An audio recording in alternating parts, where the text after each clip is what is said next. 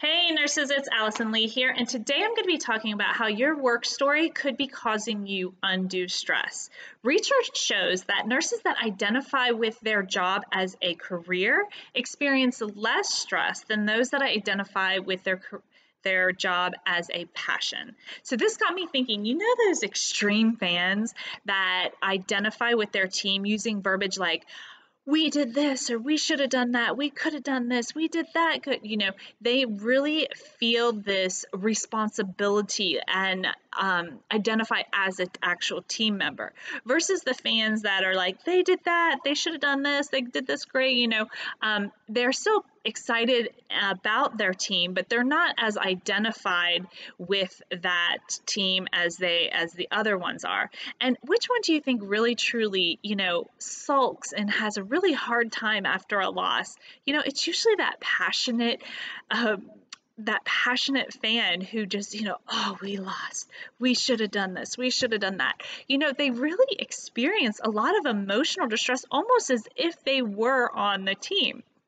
So it kind of got me thinking about this research, and I'm like, oh, I see that in the fan bases for different pro teams with certain friends that I have.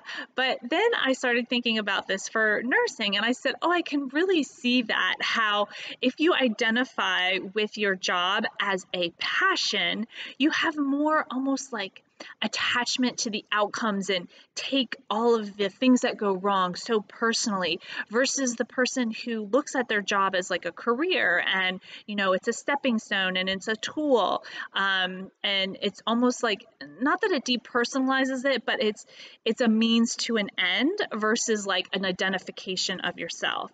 So what I wanted to do was talk to you a little bit about what could be driving your work story, which I'm sure you probably never heard of because I made that term up, but to identify what your work story is, where it came from, and maybe help you shift it and mold it so that it could help potentially reduce your stress. So what is a work story? So your work story is essentially like the preconceived ideas or notions of what work is supposed to be like. It's your expectations. Now, these expectations of how you think work should be have kind of been formulated or given to us from our elders.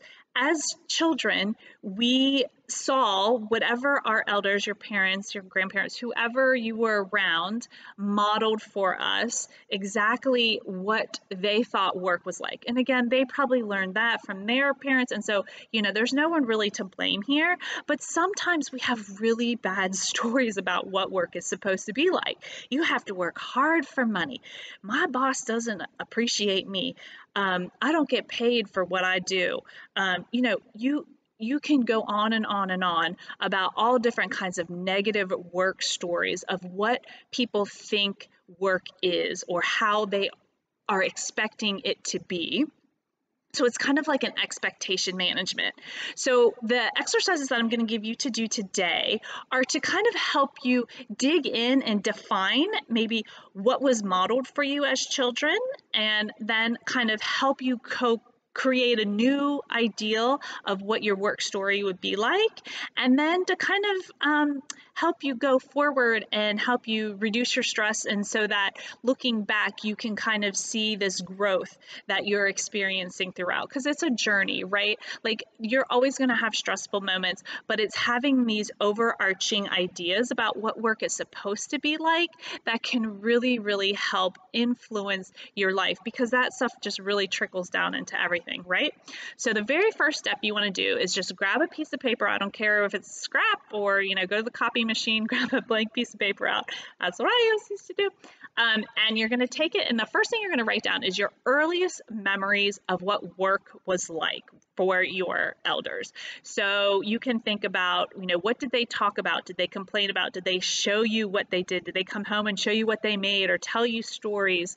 Or did they take you to work? Did you actually experience things? Did you see them be stressed out or cry about stuff? Or did you see how excited they were when certain projects came about? Write down all the good, the bad, the ugly. and kind of you can group it by different people depending on how many people were in your life as you were growing up, and then start to kind of think about what experiences did you then have for your first couple jobs. Did you have similar experiences when you got your first few jobs that you were modeled for you? Now again, it could be good, bad, or ugly depending on who raised you and what their work story is. But then I want you to think about now your first couple jobs, and now I want you to think about what it's like for you now, and what is a good work story, and what should you be having as your expectations. So I want you to kind of look at what was modeled for you, what your first kind of experiences were on your jobs, and did they reflect what you saw as a childhood, and then look at your current situation. And I want you to kind of see if there's any types of negative things in there that you can flip. To have an example of how you can flip something to the positive is you want to think about that work is truly just an exchange of time. You're adding a value to your employer, and your employer is paying you for that value.